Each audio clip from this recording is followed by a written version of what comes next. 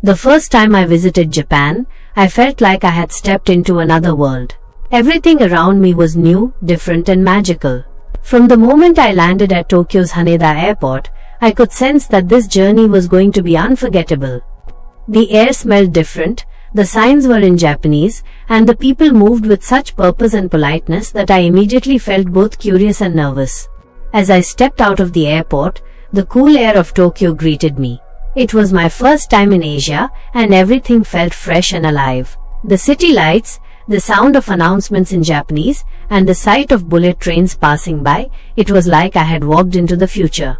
My heart was beating fast, not out of fear, but from the excitement of the unknown.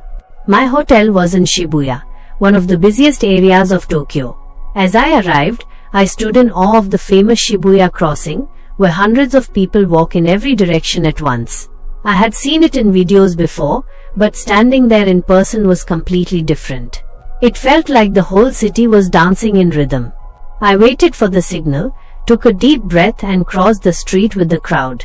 It was such a small thing, but it felt like a big moment to me. The next morning I woke up early. I didn't want to waste a single minute. I had a simple breakfast at a local cafe, rice, miso soup, and grilled fish. It was very different from what I usually eat, but it tasted comforting. The lady at the cafe smiled warmly and said something in Japanese. I didn't understand her words, but I felt the kindness in her tone. I visited temples and shrines, each more beautiful than the last. At Sensoji Temple in Asakusa, I lit an incense stick and watched as the smoke danced in the air. People around me bowed their heads and made wishes. I did the same, closing my eyes and silently hoping for good memories and safe travels. The calmness of the temple, the soft sounds of the wind, and the beauty of the architecture filled my heart with peace. One day I took a train to Kyoto. The bullet train, or Shinkansen, amazed me. It was so fast, yet so quiet. As I looked out of the window, I saw mountains, rivers, and small towns rushing by. In Kyoto, the pace was slower. I walked through the bamboo forest in Arashiyama, where the tall green stalks seemed to touch the sky. The sound of the wind passing through the bamboo was like a soft melody. I also visited Nara, where friendly deer roam freely in the parks. One came up to me and bowed its head as if saying hello. I laughed and gave it a cracker. In return, it bowed again. It was such a simple moment, but it touched me deeply. Japanese culture was everywhere, in the food, the clothes, the way people spoke, and even in the silence.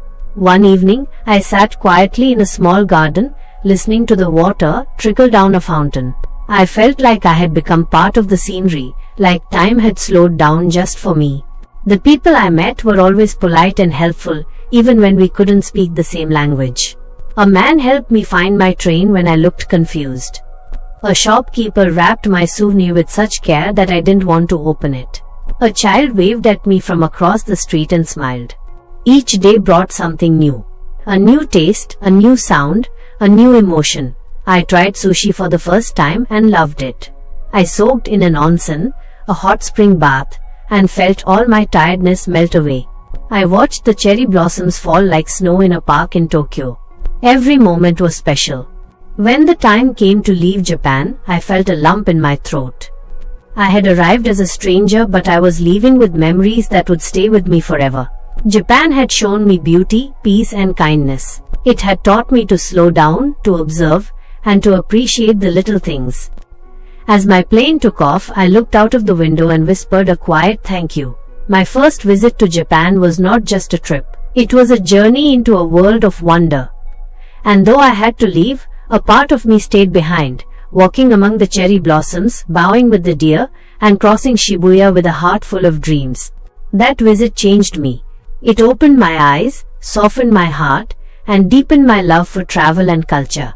One day I hope to return, not as a first-time visitor, but as someone coming back to a place that once felt like a dream and now feels like home.